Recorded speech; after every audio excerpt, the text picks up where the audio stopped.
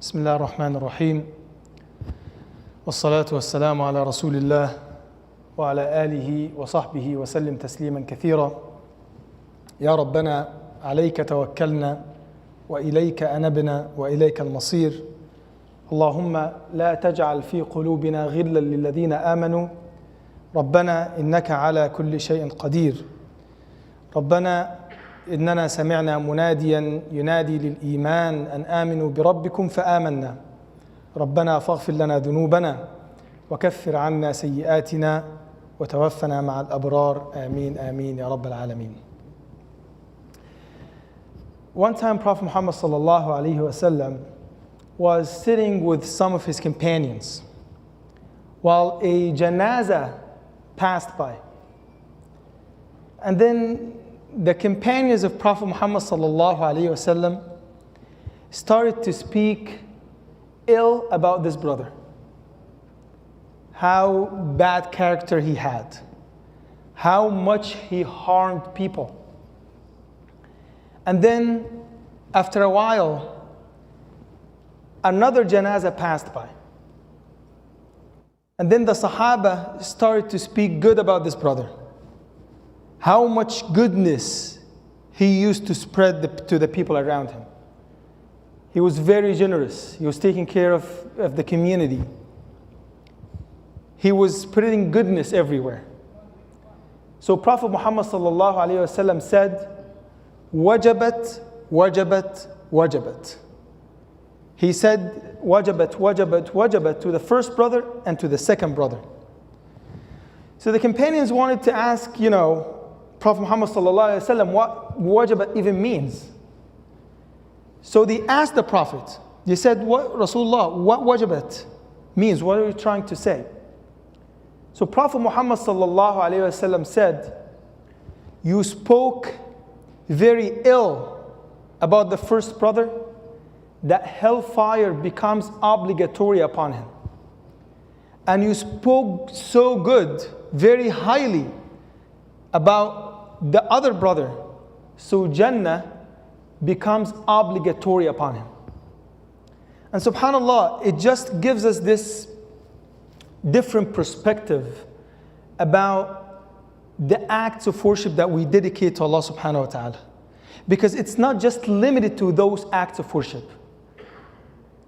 Also, our way of interacting with others matters in the eyes of Allah subhanahu wa ta'ala.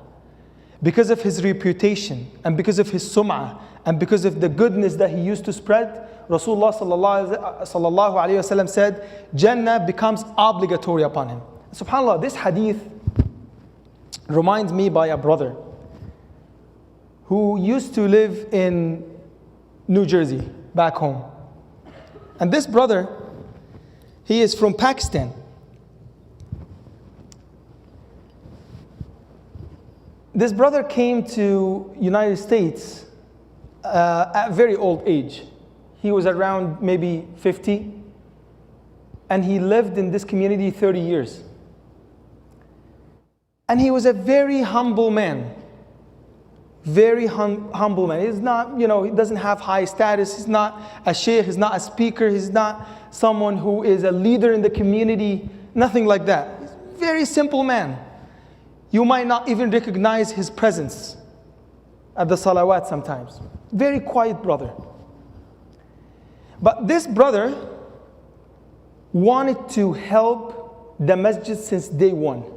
He's coming as an immigrant, and like immigrants when they come to the US, they have a lot to deal with. They need time to adjust to the new country, new system, new language, financial burden sometimes. You have a lot on your plate. But this brother, despite all of these challenges, he decided to go to the masjid and help based on his capacity. He asked the brother, "How can I help the masjid?" They told him, we actually have nothing for you to do. He said, "No, I want to help with any capacity." They told him, "Actually, you can work for the funeral service at the masjid. We need a brother to help, carrying the nash and putting it under the dust and helping out with this process.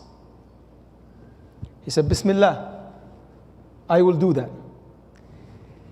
30 years working for that masjid for the funeral service. And if you look at, his name is Basharat, may Allah subhanahu wa ta'ala bless his soul. When you look at Brother Basharat's face is always smiling. He's always at the first row of the masjid in the right corner. Regardless which salah, you will find him there. The kids used to love him. They run at him because he always have some candies in his pocket. He always leaves this good vibe around him, good energy. You just love to go and to stay beside him. SubhanAllah, Brother Basharat, last year in New Jersey in February, actually this year, SubhanAllah, this February in New Jersey was very cold. We had a huge snowstorm. And that was the second week of February. The beginning of the week, we got a call that brother passed away. We went to bury him. And it was extremely cold. We couldn't even stay there for, 5 minutes. We buried the brother, we make quick dua, and we left. And then towards the end of this week, same week, we got a notification that Brother Basharat passed away. And SubhanAllah, it was very last minute. Of course, I made it to his graveyard. And wallahi, over there, I saw a miracle. Wallahi, a miracle. Number one, it was a very last minute, but every single sheikh from that community made it to his graveyard. The scholars in North Jersey made it to his graveyard. SubhanAllah, he is not famous. And like the old Arabs used to say, رُبَّ مَشْهُورٍ فِي الْأَرْضِ مَغْمُورٍ فِي السَّمَاءِ وَرُبَّ مَغْمُورٍ فِي الْأَرْضِ مَشْهُورٍ فِي السَّمَاءِ. That someone might be not that famous in the earth, but he's well known in the heavens and the sky. And maybe someone who's very famous in the earth, but he's absolutely unknown in the sky. So we ask Allah to make Brother Basharat very known in the heavens and the sky.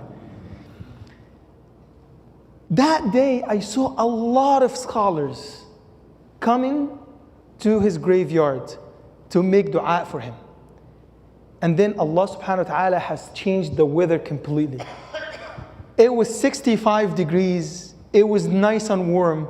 We stayed on his graveyard, wallahi, about an hour, remembering this brother, making dua for him, making reflections about death over his graveyard. He got the honor of all of these du'as and all of these remembrance of his legacy, subhanAllah. 30 years working for funeral service, and now it's his own funeral, and Allah subhanahu wa ta'ala has given him this reward. May Allah subhanahu wa ta'ala make us among those who will leave a legacy in this earth, and may Allah subhanahu wa ta'ala make us among those who will be remembered once we go to our grave. آمين آمين يا رب العالمين. جزاكم الله خيرا والسلام عليكم ورحمة الله تعالى وبركاته.